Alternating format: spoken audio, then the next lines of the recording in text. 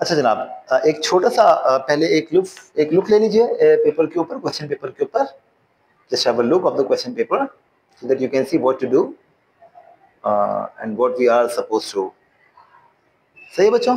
इसके अंदर you are provided with S which is 10% sucrose solution, Benedict solution, W distilled water, dilute hydrochloric acid, 10 gram sodium hydrogen carbonate powder, solution of unknown sucrose solution U.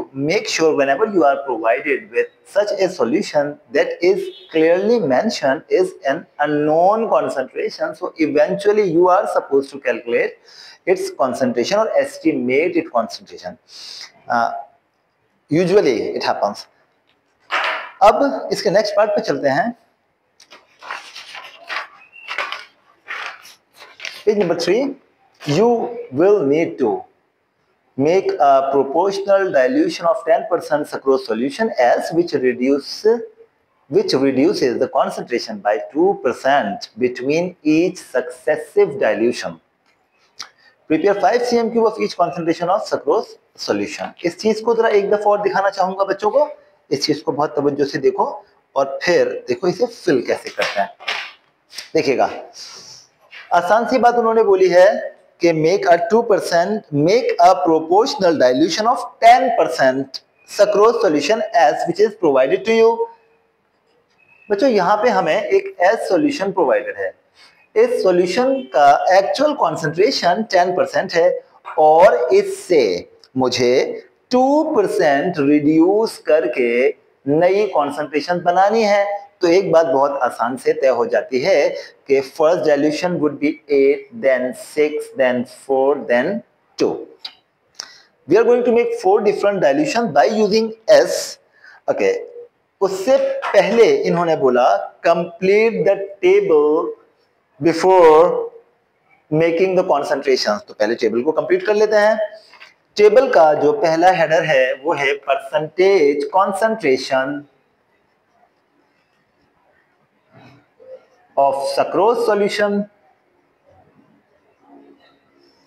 दूसरा table है volume of S in cm³। और बच्चों तीसरा है volume of W which is water in cm³। आप लोग को मैं बताता चलूं कि डाइल्यूशन जो होती है बेसिकली हमारे पास दो तरह का होता है। One is a serial dilution, one is a proportional dilution. Serial dilution के अंदर we have got a constant factor, like we divide each concentration by that constant value to get a new concentration. For example, in a serial dilution, original is 10%. Original solution is 10%. And we are asked to make a new concentration which is to be 10-folded of the original one. 10-folded, अगर ये word 10 folds मिल जाए, 10-fold, इसका मतलब ये है बच्चों कि जो ओरिजिनल कॉन्सेंट्रेशन है आपका 10%, 10 folds mean it is a divisor for the original concentration. 10 folds mean divide this by 10, the same 10, and you will get a new concentration which is 1%. उसके बाद इसको भी वापस से divide by 10, the next concentration is 0.1%. उसको वापस से divide by 10, the next concentration is 0.01%.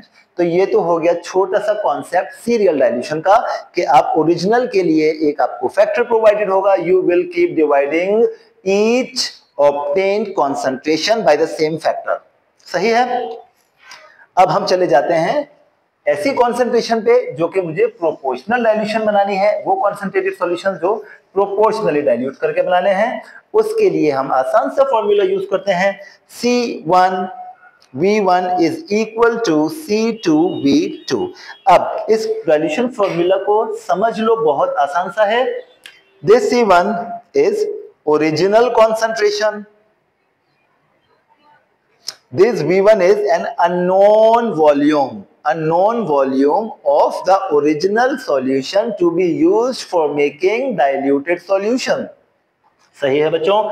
C2 is the new concentration और द रिक्वायर्ड कॉन्सेंट्रेशन जो आप बनाने के लिए जा रहे हो। V2 is the total volume of the diluted solution. इन चार चीजों के ऊपर ये पूरा फॉर्मूला बेस कर रहा है। What we are suppose to do, for example, if I have selected 8%, like 8, I have to make 8% sucrose solution by using 10, which is the original solution. What you will simply do, V1, I don't know how much volume is to be taken for the dilution. C1 is the original concentration, which is 10%. Original concentration, which is 10%. V1 the volume needed for making a diluted solution. C2 is the required concentration, which is 8%. And V2 is the total volume. In the question, it is clearly mentioned that you are going to make 10 cm cube of each diluted solution. Sorry, I was wrong. Prepare 5 cm cube of each concentration of the solution. इस वाली statement को पढ़ लीजिएगा। 5 cm cube of each of the diluted solution, मतलब मुझे जो total volume बनाना है वो 5 cm cube होगा।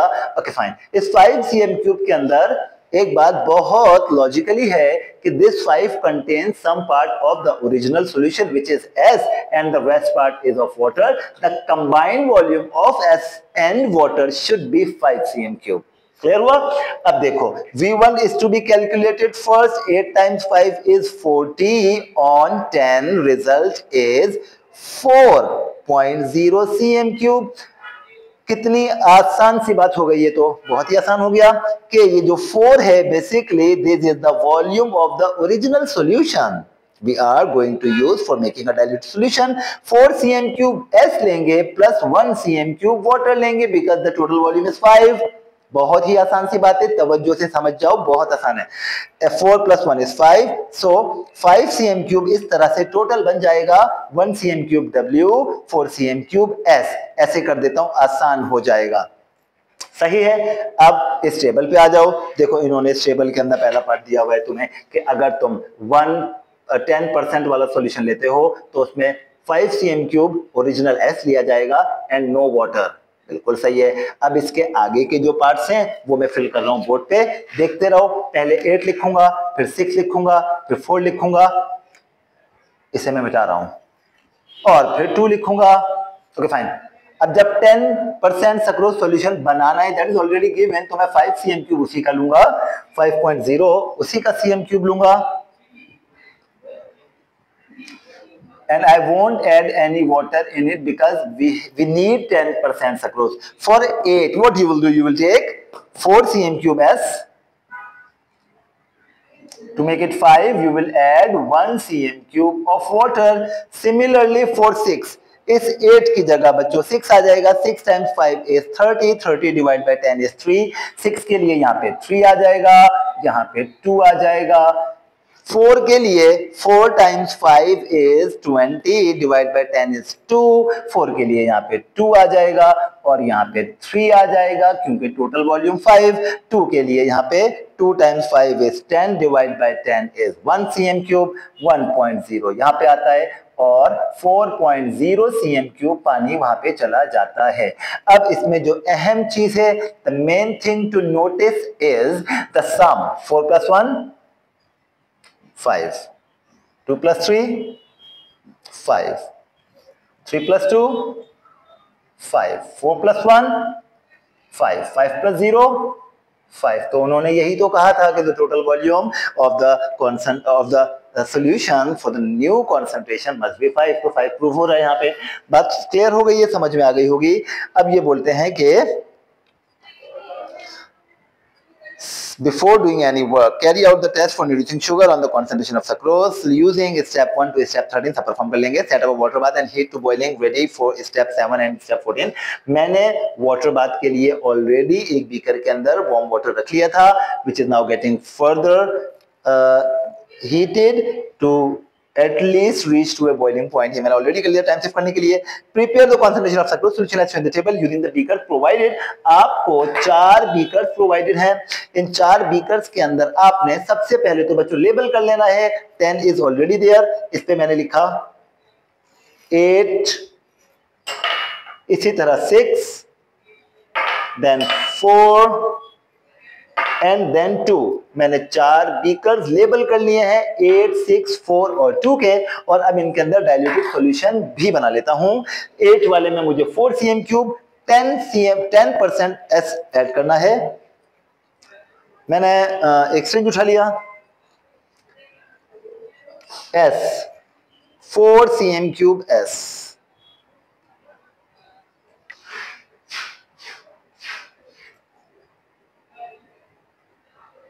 फोर cm क्यूब S मैंने 8 में डाला। अच्छा जी, अब देखो बच्चों, 6 के लिए मुझे 3 cm क्यूब चाहिए। एक ही दफा मैं सिरिंज को यूज कर लेता हूं। मैंने 3 cm क्यूब लिया और मैंने 3 cm क्यूब को 6 में डाला। फिर मैंने 2 cm क्यूब लिया, 2 cm क्यूब को 4 में डाला। फिर मैंने 1 cm क्यूब लिया और 1 cm क्यूब को 2 में डाला। मैंने सक्रोज की एडिशन कर ली है। अब मुझे ऐड करना है इसके अंदर distil water which is DW।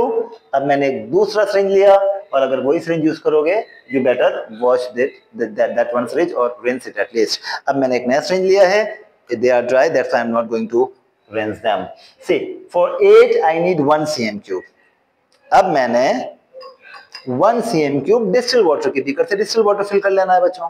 Distil water 1 cm cube, अब मैंने इसे फिल कर लिया और जानता हूं 1 cm क्यूब डिस्टिल वाटर जाएगा 8 में, ये आ गया 8, ये गया 1। 6 में 2 cm क्यूब जाएगा, मैंने इसको 2 तक भरा लोअर मेनिस्कस और मैंने 6 में डाला। फिर वो बोलता है 3 जाएगा 4 में, मैंने 3 भरा और डाला 4 में। फिर वो बोलता है 4 भरो और डाल दो 0.2 में, तो पॉइंट वाले के अंदर 4 जाएगा। मैंने इसे 4 फिल कर लिया। 4 फिल करने के बाद ये 2 में गया। मैंने डिस्टिल वाटर को भी साइड पे रख दिया, मैंने W को भी साइड पे रख दिया। इन जो आपके सॉल्यूशन बने हैं इन्हें थोड़ा सा swirl कर लीजिएगा ताकि एक होमोजेनियस मिक्सचर फॉर्म हो जाए। Okay, now we have got the diluted solution. Next part is set up a water bath. It's ready. Prepare the concentration of solution. Done. Point 3, label the test tube with the concentration of sucrose solution prepared in step 2. आपने ये जो concentrations बनाई हैं यही तमाम concentrations label कर लोगे test tube के ऊपर। तो अब मैंने 10 लिखा सबसे पहले, 10% वाली हो गई। मैंने एक और टेस्ट ट्यूब उठाई, मैंने उस पर 8 लिखा, 8 वाला भी हो गया। फिर मैंने तीसरी टेस्ट ट्यूब उठाई, उस पर 6 लिखा। फिर मैंने 4 लिखा, फिर मैंने 2 लिखा और 0 की कोई ट्यूब नहीं लिया था, मैं 0 नहीं लिखने वाला। अगला पार्ट सुनो। Point number 4, put 2 cm cube of each concentration of sucrose solution to the appropriately labeled test tube. अब इन सब में से 2 cm cube एक नई सिरिंज उठा लेते हैं।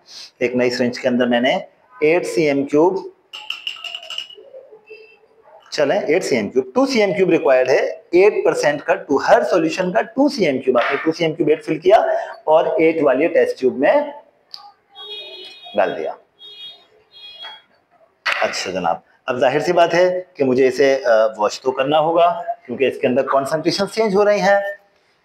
मैंने थोड़ा सा डिस्टिल वाटर लिया, इसे रिंस किया और डिस्कार्ड कर दिया। अब मैं 6% ले लेता हूं, 2 cm क्यूब। मैंने 2 cm क्यूब 6% लिया, 6% 2 cm क्यूब और 6 वाली टेस्ट ट्यूब में ऐड कर दिया। फिर से मैंने इसे रिंस किया,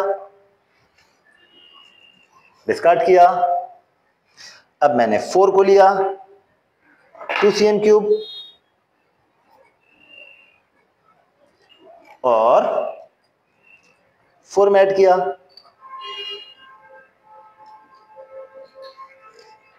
वापस से टेस्ट ट्यूब, वैसे मैंने सिरिंज को रिंस किया, again discarded the liquid. I took 2 cm cube from 2 this time, 2%, and I added in the test tube level 2। अच्छा जनाब, मैंने 4 सॉल्यूशन ले लिए हैं, 8, 6, 4 and 2। Now I am left with 10%, so better take 10 as well for the first tube.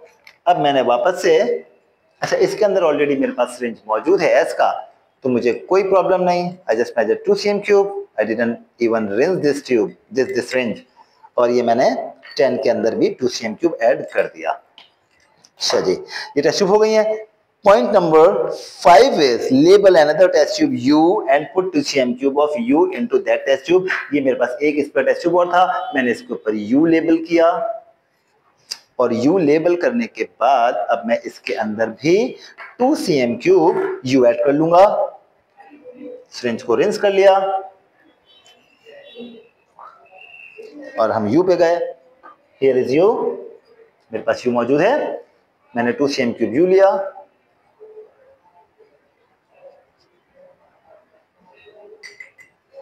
और U के अंदर add कर दिया। अच्छा जनाब, मेरे पास तमाम स्टेप परफॉर्म हो चुके हैं। इसके बाद वाला step number 7 is put all the test tube into the boiling water bath. Step 1, leave the test tube for 2 minutes. इन तमाम टेस्ट ट्यूब्स को इस वाटर बाथ के अंदर डाल दीजिए और 2 मिनट का वेट कीजिए।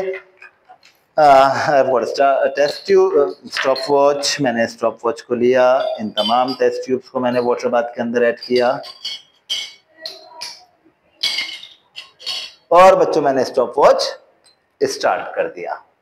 आवाज आया होगा टिक करके। Okay fine, the time is ready.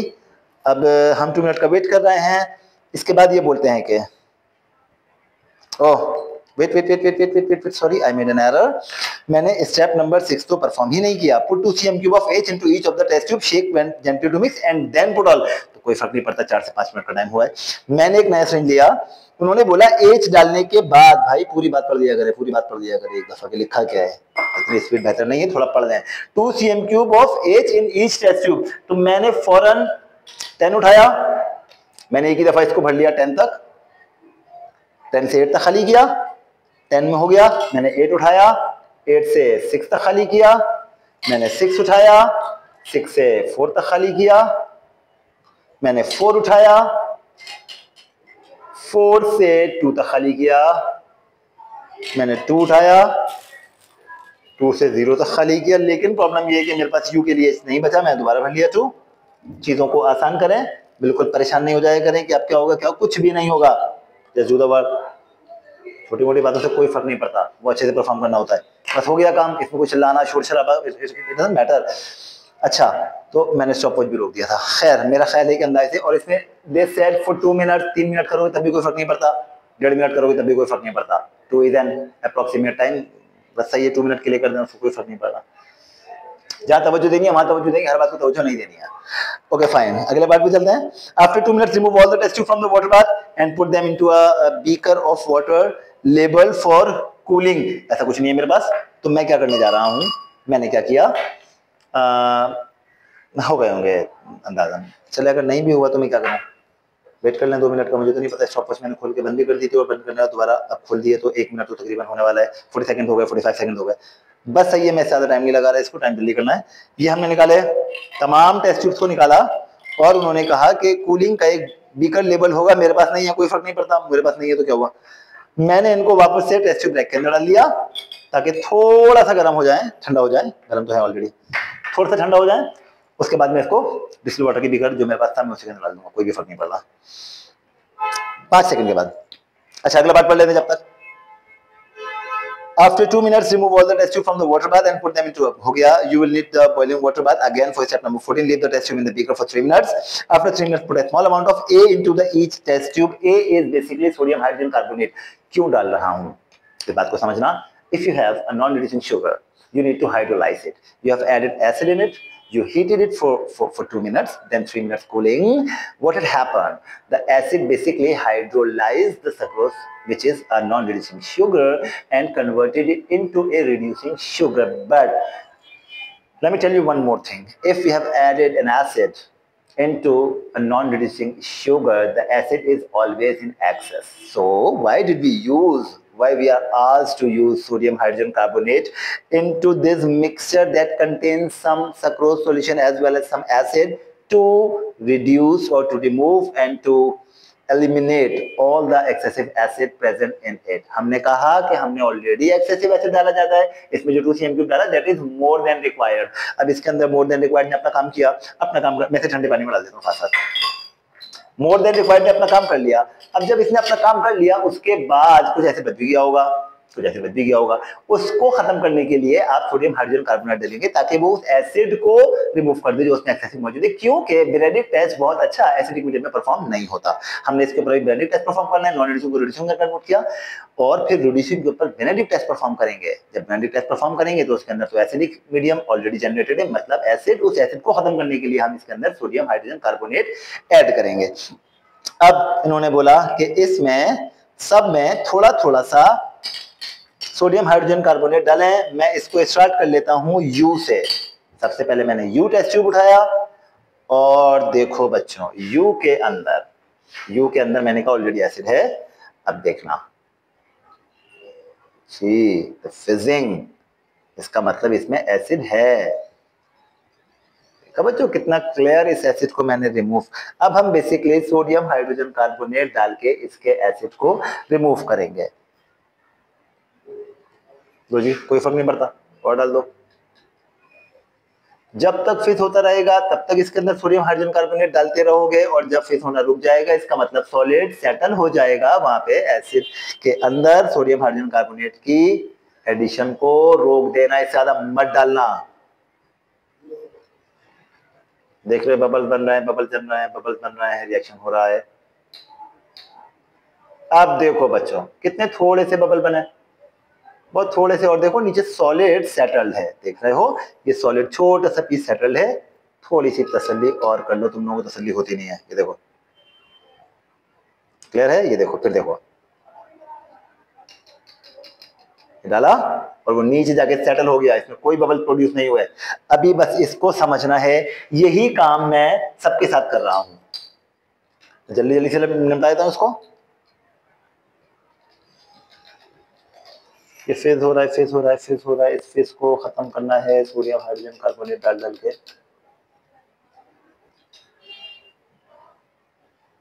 No phase, solid settle. Phase phase और ये बाहर निकल गया, करीब थमा कर बच गया.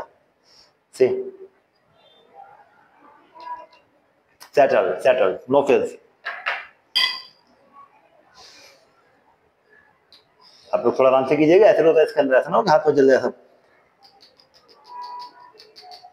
मेरे हाथ जलना कोई प्रॉब्लम नहीं, वो जलते रहे हैं पास के अंदर बहुत ज्यादा. सी अब तो जलते भी नहीं है, ऐसे खुद बेचारा साइड पे जाता है. सी देखो सेटल हो गया. और तवज्जो से करना है बच्चों, एहतियात से करना है, बिल्कुल जल्दबाजी किसी किस्म की कुछ भी नहीं. जब तक फिट हो रहा है जब तक इसके अंदर देखते रहो. जैसे ही सॉलिड सेटल हो जाए तुम्हारा काम खत्म हो जाएगा.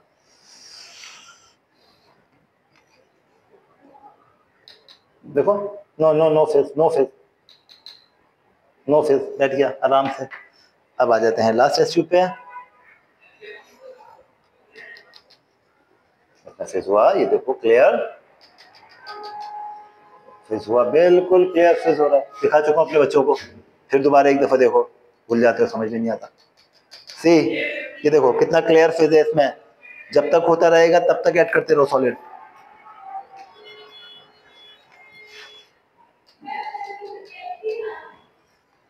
देखो क्लियर फेज हो रहा है, क्लियर फेज हो रहा है. अब नहीं हुआ, देखो अब देखो, देखो देखो देखो. See it settle. और जब वो सेटल हो जाएगा तो इसका मतलब there is no more acid. अच्छा जनाब, ये सारा काम हमने कर लिया और ये बैटरी के अंदर प्रोवाइडेड था. इसके ऊपर ए लेबल भी था, देख लो. सी इट्स ए, इस पे ए लेबल था. It was sodium hydrogen carbonate. अब जब ये वाला पार्ट मैंने कर लिया, नेक्स्ट पार्ट में मुझे बोला जा रहा है कि फेज आप राइट द टेस्ट सब कुछ कर लिया. Continue to put a small amount of A into it. हो गया, हो गया. Step number 12. Put 4 cm cube of Benedict solution into the test tube containing the highest concentration of sucrose solution. Which one has the highest concentration? Yes, 10. 10 की बात कर लेते हैं. मैंने 10 उठाया. अब ये बोलना है इसके अंदर 4 cm cube ऐड कर दीजिए. मुझे नहीं पता ये टेस्ट ट्यूब पड़ा हुआ शायद गंदा ही होगा. अगर मेरे इस्तेमाल में तो मैंने डेफिनेटली उसको इस्तेमाल करके गंदा कर दिया होगा. अब मैंने इसको दोबारा से रिंस कर दिया.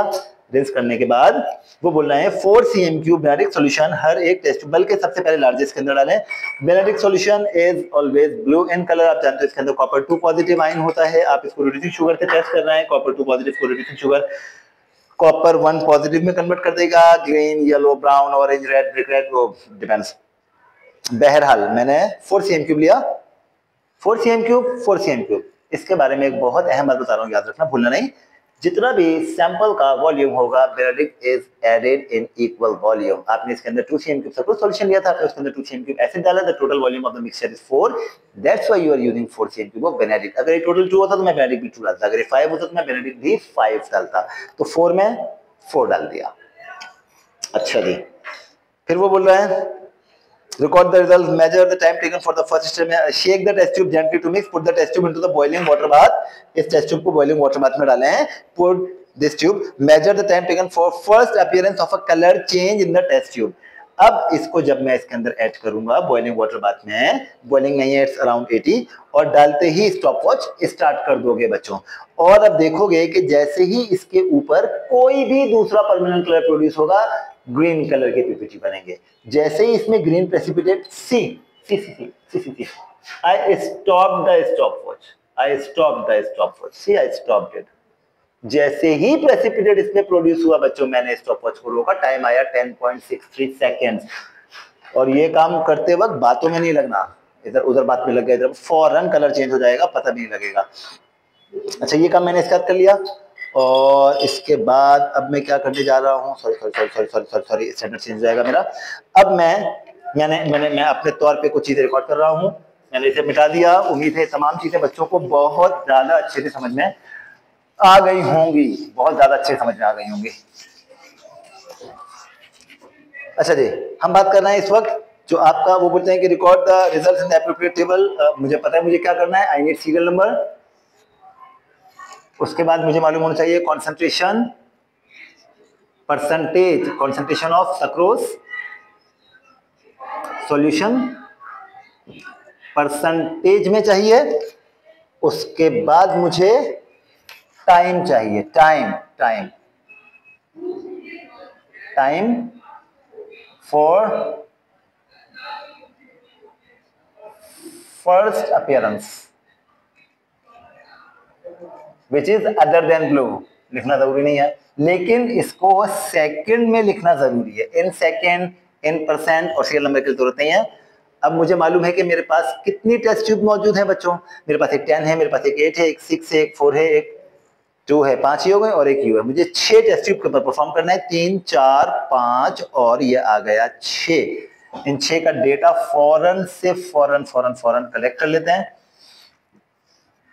ताकि एटलीस्ट आपको चीजें समझ में आ जाए और मैं समझाने की पूरी कोशिश कर दूं. मेरे पास पहला डेटा है 10.63. It was 10%. टाइम आया 10.60. Make sure in biology and chemistry, unless it is stated, you will measure the all time, every value of time to be measured in complete second. याद रखना, मैंने इसको लिखा है 10.63 को राउंड ऑफ करो बच्चों, 11 सेकेंड बनता है. अब मैं जा रहा हूं, इसको रीसेट किया. रीसेट करने के बाद मैं जा रहा हूं इसको 8 पे लेके. मैंने इसके अंदर पहले बेनेडिक्ट डालेंगे, फिर 8 पे आएंगे ना. ऐसे कैसे 8 पे आ जाएंगे. मैंने इसके अंदर 4 cm की बेनेडिक्ट डाला. मैंने इसको वाटर बाथ में पुट किया और मैंने स्टॉपवॉच स्टार्ट कर दिया. अब जैसे ही फर्स्ट कलर अपीयर होगा, मैं स्टॉपवॉच फौरन रोक दूंगा और मैं इसे देखे जा रहा हूं और अपीयर्ड से ये ग्रीन पीपीटी आ गया. क्लियर नजर आया. टाइम देख लो बच्चों, टाइम देख लो.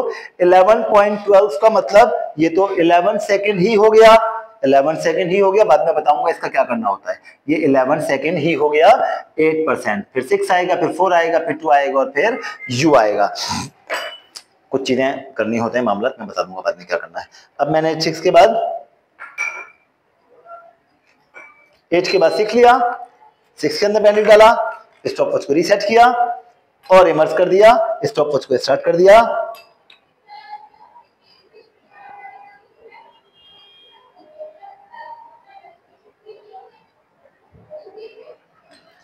appeared see appeared 11.88 12 सेकंड्स में अपियर हुआ, 12 सेकंड में अपियर हुआ। कोई बात नहीं, 12 लिख लेते हैं, हमें क्या प्रॉब्लम है।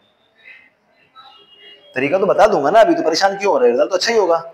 अब हमने लिया वापस से 4 और इस चेंज की वजह भी बताऊंगा, परेशान नहीं होना, एक्सपेरिमेंट गलत नहीं है, कुछ स्टैंडर्ड्स गलत होते हैं हमारे, तब ये मसाइल आते हैं। ये मैंने इसके अंदर रखा और मैंने स्टॉप वॉच को दोबारा से स्टार्ट कर दिया। जब कंसंट्रेशन कम होती रहे ना तो फिर किसी से बात भी कर लिया ताकि देर से टाइम नोट करो, लो कंसंट्रेशन के ऊपर ज्यादा टाइम लगेगा, परेशान नहीं होगा, वहां बातें कर लेना, शुरू में नहीं करना। चलें जनाब, चलें जनाब, चलें जनाब, चलें जनाब। अपीयर्ड सी ये इतना अच्छा अपीयर नहीं हुआ जितना अच्छा उसमें हुआ था, ये इतना अच्छा। See the time, it's 22 seconds. 22 second के बाद इसके सेंटर में क्लाउड बना। हमेशा नहीं है कि टॉप, हायर कंसंट्रेशन पे टॉप पे क्लाउड बनेगा और जैसे कंसंट्रेशन लो होती रहेंगी मे बी वो डिस्पर्स हो जाए। 22.09 का मतलब मैंने इसको लिखा 22 सेकंड्स। अब मैं जा रहा हूं 2 पे, 4 CMQ बैंडेड डाल लेते हैं इसके अंदर,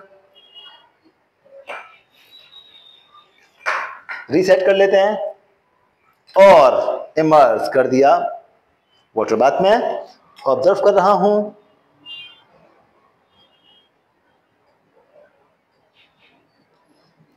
कंसंट्रेशन लो होता रहेगा बच्चों, याद रखना, टाइम बढ़ता रहेगा, टाइम बढ़ता रहेगा।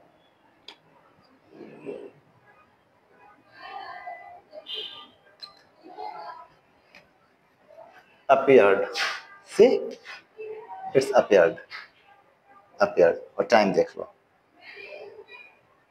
21.8। देखा कितने बुरे रिजल्ट्स हैं।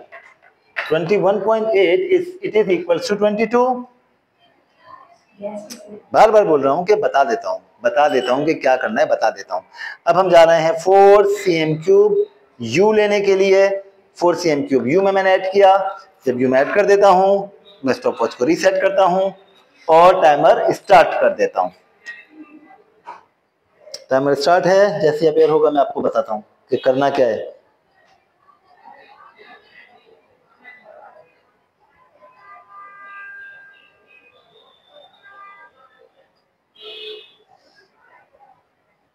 अपीयर्ड, बिल्कुल टॉप पे देखना,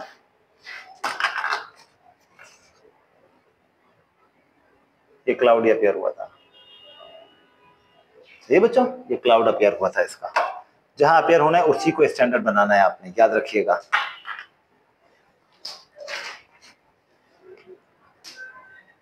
क्लाउड अपीयर हो जाता है ग्रीन कलर का, बहुत तवज्जो से ऑब्जर्व करना है। मैंने जो टाइम रिकॉर्ड किया वो आया बच्चों 18.50 सेकंड का मतलब 19 सेकंड्स।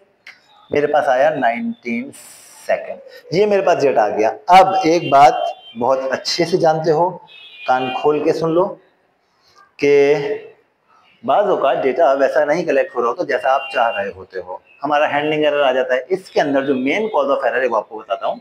ये जो इस वक्त आग जल रहा है वाटर बाथ को हीट करने के लिए, बेटा ये अनइवन फ्लेम है और इसका टेम्परेचर मैंने थर्मोमीटर से फिक्स नहीं किया। इफ इट वाज बॉइलिंग तो मुझे पता था कि ये गारंटीड 100 डिग्री सेल्सियस के ऊपर होता, तमाम रिकॉर्ड्स आपके एक ट्रेंड के अंदर आते, अभी नहीं आएंगे। अगर ये नहीं आ रहे ट्रेंड के अंदर तो ये सिस्टमैटिक एरर कंसिडर किया जा सकता है, ये आप लोगों का कोई एरर नहीं है। इसे बेहतर कैसे करना है, एग्जामिनर को तो नहीं पता कि मैंने क्या किया है, तो मैं उसे बताऊंगा कि मैंने बहुत अच्छा परफॉर्म किया है। परफॉर्म करने के लिए दुनिया में एक ही लॉजिक है, if the concentration is high there is more time, less time and higher rate, and if the concentration is low, more time, low rate।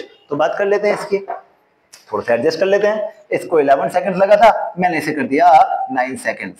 वो बोलेगा सही चलेगा, 11 आया, इसे कर देते हैं 15 सेकंड्स। सही है, 4 और 2 में जाहिर सी बात है कोई ना कोई फर्क तो होना चाहिए। मैंने इसे बोल दिया 18 सेकेंड्स, बोलेगा बिल्कुल सही है, और मैंने इसे बोल दिया 22 सेकेंड्स। फाइन, यहां तक मेरा एटलीस्ट रिजल्ट बहुत अच्छा कंसिडर किया जाएगा logically, theoretically, but not practically. मैंने बताया प्रैक्टिकल के अंदर एरर इंक्लूड होते हैं। आपने अपने तमाम चीजों को एडजस्ट कर लिया, आपने बोला yes the work is good. अब अगर मुझसे अगले पार्ट में पूछा जाएगा estimate the concentration of you, मैं जानता हूं कि what the time of you is close to, it is close to 4%। अब देखो 4 18 से ज्यादा मतलब लेसर देन 4, और अगर 18 से कम होता तो मैं बोलता मोर देन 4। कंसंट्रेशन आसान सी बात है, क्योंकि यहाँ पे कम हो रहा है, यहाँ पे बढ़ रहा है। अगर बढ़ रहा है तो 4 की कंसंट्रेशन कम हो रही है। अगर कोई पूछे कि क्या .4 में बोलूंगा, नहीं, क्या बोलेगा, एस्टिमेट कर दूंगा, बोलूंगा 4 ही समझ लो, 1 सेकंड से कोई फर्क नहीं पड़ता, 4 ही समझ लें। अब इसके बाद हम अगले पार्ट पे चले जाते हैं, और उस अगले पार्ट में मुझे बोला जा रहा है कि अच्छा ये बता रहा हूँ, ये करना कब है, जब करने की जब आपको मालूम है कि डाइल्यूशन आपने खुद बनाई है। अननोन केमिकल जिसकी कंसंट्रेशन नहीं बनाई उसके ऊपर ऐसा कुछ नहीं करने लग जाइएगा प्लीज, वो एग्जामिनर को मालूम है ये आपने खुद डाइल्यूट किया। आप जानते हैं आपने 10 से 8 बनाया, आपने 8 से 6 बनाया, आपने 6 से 2 बनाया, आपने 2 से 4 बनाया, ये सब चीजें आपने की हैं, लिहाजा टाइम में चेंज आना लाजमी है। अगर अननोन सॉल्यूशंस ऑलरेडी गिवन हो प्रीपेयर्ड, उसमें अगर टाइम सेम आ रहा है तो सेम आ रहा है, उसमें आप कोई कमाल नहीं कर दीजिएगा please.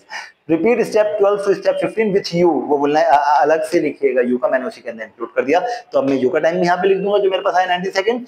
A plant that has been treated with fusicosin has a phloem sucrose concentration of between 5.5 and 7.5%. State whether U is taken from the phloem of a plant treated with fusicosin. Give a reason for your answer. ये इसका सवाल number part 4 पढ़ना बेटा, part 4, और इसकी थोड़ी सी explanation पढ़ना, क्या बोल क्या रही है पार्ट 4 के अंदर। क्लियर हुआ? देखिए आप पढ़ लिया आप बच्चों ने 4 को, इस 4 को पार्ट पढ़ा, बोल रहे कि बताओ क्या ऐसा हुआ या नहीं हुआ। 5.5 और 7.5% के बीच में था उसका कंसंट्रेशन, 5.5 और 7.5। भाई मेरे पास क्या आ रहा है, मेरे पास टाइम आ रहा है 18 से ज्यादा 19, मतलब मैं बोल रहा हूं कि मेरे पास ये 2%, 2% और 4% के बीच में आ रहा है, मेरे पास तो बल्कि 4% से कम आ रहा है। मैं कह सकता हूँ 3.8% है, 3.7% है, 3.6% है, कुछ भी हो सकता है इसके अंदर। लेकिन कंफ्यूजन ये है कि वो बोल रहे हैं कि ये 5.5 और 7.5 के बीच में है, मेरा आंसर है नो, ऐसा कुछ भी नहीं है। क्यों मैं इसको नो बोल रहा हूं, मेरा आंसर है नो, वो बोलेगा रीजन बता दीजिए। Because as per my observation the concentration of you lies between 4 and 2%, so I won't agree। आसान सा जवाब लिख के इसे दे दीजिएगा पार्ट 4 का। पार्ट 5 पे जाते हैं। Suggest how you could change the independent variable to have more confidence in your answer to 4। अब बच्चों एक बात का जवाब दे दो, अगर मुझे इसमें मजीद कॉन्फिडेंट होना है तो मैं ये कर लेता हूं कि मैं इनका ट्रायल परफॉर्म कर लेता हूं, ट्रायल लाइक एवरेज रिजल्ट। मैं इसका एवरेज रिजल्ट परफॉर्म कर लूंगा और उसके बाद मैं आपको बता दूंगा कि ये वैल्यू, ऐसा भी हो सकता है कि ये वैल्यू गलत आ रही है और मैं तो वैसे भी एस्टिमेट किया, हो सकता है गलत हो। तो वो बोलता है कि आप suggest how you could change the independent variable to have more you can change the independent variable. कैसे आपको बता दिया इंडिपेंडेंट वेरिएबल क्या है, लाजमी बताया होगा कहीं ना कहीं की concentration is the independent variable. Concentration is the independent variable. Concentration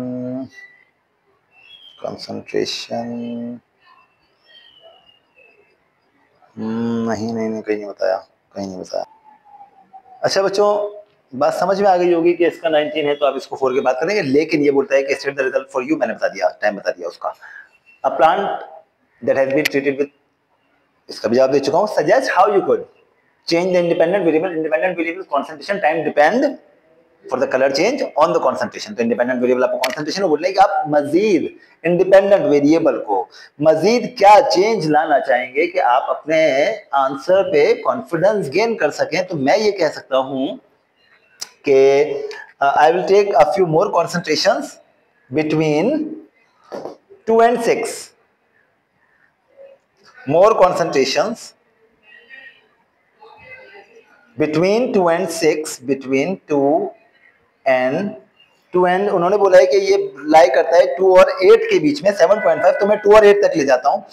more concentration between 2 and 8, for example 2 point whole number में ले जाते हैं, उन्हें बहुत टाइम लग जाएगा। 3 4 मेरे पास मौजूद है, 5 6 मेरे पास मौजूद है, 7 एटसेट्रा। मैं इनकी मजीद डाइल्यूशन बनाऊंगा। I will take the I'll make the diluted solutions of sucrose concentration at 3, 5 and 7 as well, and will repeat the experiment to get the time for that, so that I can compare the results more confidently. इसका जवाब मिला मुझे। अगले part पे जाते हैं। Investigation was carried out to show the effect of fusicoccin on two plants F and G। अब effect of fusicoccin check कर रहे थे F और G के ऊपर। Plant F was treated with 10 cm cube of fucosin solution, plant G was treated with 10 cm cube of water instead of fucosin solution. Plant F and plant G were grown in moist soil and in identical conditions. State why plant G was treated with 10 cm cube of water। इस सवाल को पढ़ना बच्चों, last part मैंने पढ़ाया है। सही है। अब देखो, एक को फ्यूकोसिन से आप ट्रीट कर रहे हो और दूसरे को फ्यूकोसिन से ट्रीट नहीं कर रहे। इसकी वजह क्या है? वजह यह है कि आप एक्चुअली अपने रिजल्ट्स की रिलायबिलिटी, इनका जो रिलायबिलिटी आप उसे टेस्ट कर रहे हो। You are just checking the reliability of the results. If there is only water, there will be a different result than a solution that was mixed with fucosin or a plant that was treated with fucosin। तो हम सिर्फ ये बोलेंगे 10 gram of water was used as a control। simplest answer, water was used as a control। बस यहाँ पे जो आप इसका लिख के छोड़ दीजिएगा। इसके बाद इसका पार्ट बी है। पार्ट बी के अंदर इसका ग्राफ है। ग्राफ के बाद चंद मजीद कॉन्सेंट्रेशन हैं। ग्राफ है। इस ग्राफ के लिए इसी वीडियो के साथ मैं इसको मजीद में एंड में कर देता हूं। मुझे बेसिकली कैमरा स्विच करना पड़ेगा, इसको बैठ के सुकून से। इसी वीडियो का नेक्स्ट पार्ट जो है वो मैं इसके साथ आपको एडिट करके और इस कंप्लीट वीडियो को अपडेट कर दूंगा। Thank you very much. अच्छा बच्चों, जरा कंटिन्यू करते हैं अपने इस वीडियो को। A scientist investigated the effect of treating a plant with fucosin। A sample were taken from the phloem every 35 minutes for a total of 125 minutes. The concentration of sucrose in each sample was measured. These raw results were then used to calculate the rate of mass flow। Okay, the results are shown in the table। Table provided है। Plot a graph of the data in table 1.3 on the grid in figure 1.1। Use a sharp pencil for drawing a graph। अच्छा जनाब, अब हम क्या कर लेते हैं, इसके अंदर टाइम को एक्स एक्सिस पे ले लेते हैं, विच इज इन मिनट, और रेट ऑफ मास फ्लो पर cm क्यूब पर मिनट, ऐसा हमने लिख लिया। अच्छा, अब हम क्या करने जा रहे हैं कि हम टाइम हमें 35 से 175 तक चाहिए। 1 2 3 4 कॉलम्स मौजूद हैं हमारे पास। तो हम इन 4 कॉलम्स के अंदर हमें किस तरीके से चीज़ों को एडजस्ट करना है ये देख लेते हैं। इफ आई स्टार्ट फ्रॉम 0,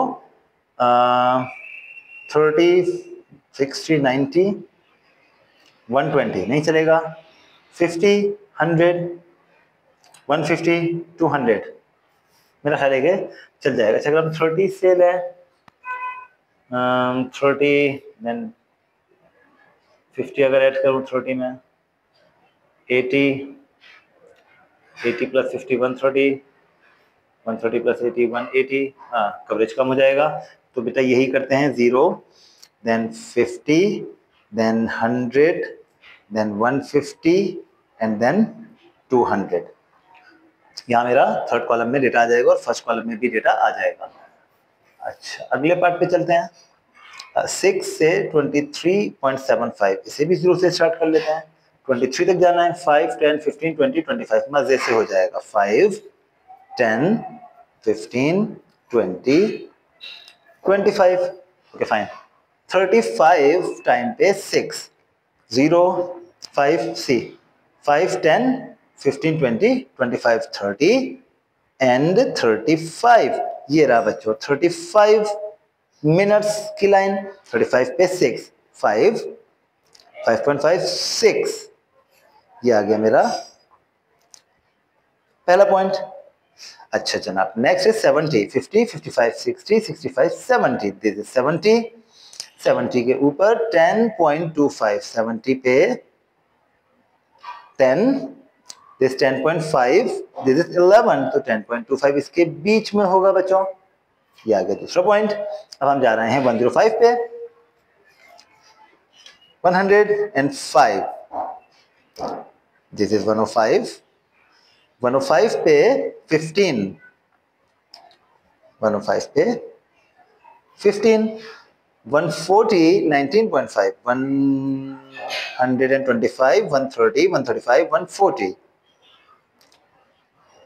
140 पे 19.5, 15, 15.5, 16, 16.5, 17, 17.5, 18, 18.5, 19, 19.5. And the last one is 175. 175 is between 150 and 200, 175, or 175 पे 23.75, 20, 20.5, 21, 21.5, 22, 22.5, 23, 23.5, 24, इन दोनों के बीच में यहाँ पे कहीं। बहुत आसान सा ग्राफ था, हमने इसको लिया ग्राफ को।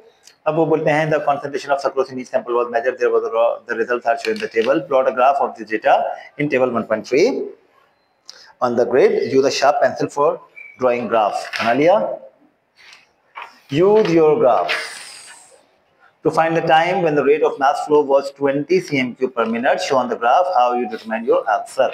अब इन तमाम पॉइंट्स को बच्चों हमें ज्वाइन करना होगा। देख लेते हैं कि क्या एक स्ट्रेट लाइन है। अगर स्ट्रेट लाइन नहीं है तो आप क्या करेंगे, आप पॉइंट टू पॉइंट ज्वाइन करेंगे। बायोलॉजी में पॉइंट टू पॉइंट।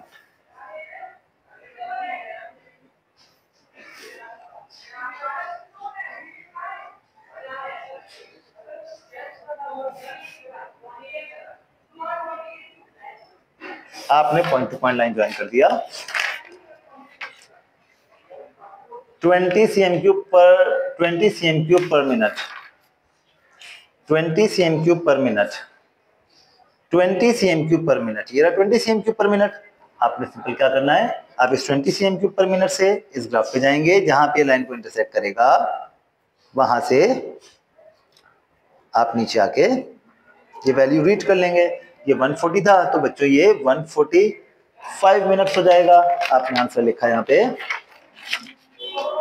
145 minutes। अच्छा जनाब, before treating the plant with fusicosin, the scientists had obtained a rate of mass flow of 1.5 cm³ per second। Describe the effect of fusicosin on the rate of mass flow shown in figure 1.1। Yes, figure 1.1, figure 1.1 यही वाला तो था। अच्छा दोबारा से पढ़ते हैं क्या बोला इसने। Before treating the plant with fusicosin, the scientists had obtained a rate of mass flow of 1.5 cm³ per minute। फ्यूसिकोसिन add करने के बाद मास फ्लो पे क्या फर्क पड़ा, ये क्वेश्चन है। Describe the effect of fusicoccin. अच्छा देखो बच्चों, यहाँ पे हम जब फ्यूसिकोसिन ऐड किया गया तो रेट ऑफ मास फ्लो पर cm³ पर मिनट इंक्रीज हुआ। टाइम जैसे इसको बढ़ता रहा रेट भी इंक्रीज होता रहा, टाइम बढ़ता रहा रेट भी बढ़ता रहा। इस बात को समझ लेना। अब ये बोल रहे हैं कि उससे पहले 1.5 cm³ पर मिनट था, तो ये तो उसके फ्यूसिकोसिन ऐड करने के बाद 6 cm³ पर मिनट पे चला गया। इसका मतलब describe the effect of fusicosin on the rate of mass flow on figure 1.1। on the rate was increased, the rate was increased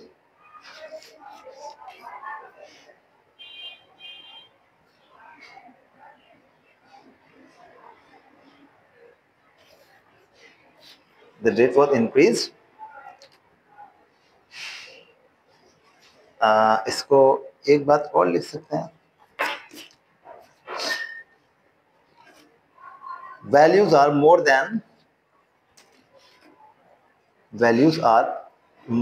than 1.5 cm cube per minute. हमने इसको बता दिया कि ये ऐसा हुआ है. Suggest how fusicosin increases the loading of sucrose into the phloem sieve tube. How fusicosin increases the loading of sucrose into phloem sieve tubes. Ji students, इसका लास्ट पार्ट कर लेते हैं. Suggest how fusicosin increases the loading of sucrose into phloem sieve tube. अच्छा, इसका sieve tubes, इसका एक answer ये भी हो सकता है कि fusicosin जो है बेसिकली वो रिसेप्टर्स ऑफ कंपेनियन सेल्स के साथ बाइंड हो जाता है. बाइंडिंग ऑफ fusicosin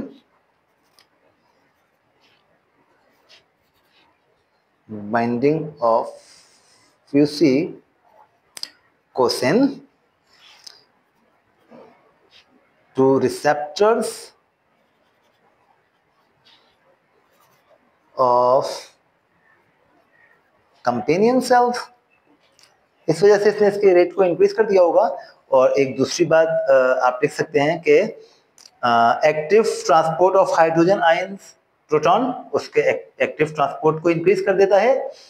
लिखा जा सकता है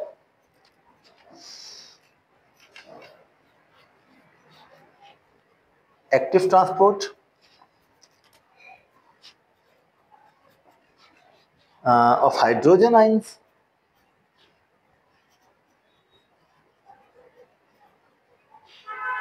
which are protons. ऐसा लिखा जा सकता है. अच्छा, दो मार्क्स से लिहाजा सिर्फ हमें दो चीजें लिखनी है. एक और तीसरी चीज लिखी जा सकती है कि को ट्रांसपोर्टर भी हम इसकी बात कर सकते हैं कि को ट्रांसपोर्टर को बूस्ट करता है, को ट्रांसपोर्टेशन को बूस्ट करता है सक्रोज एंड हाइड्रोजन आयंस की. आप इसको enhanced the co-transporters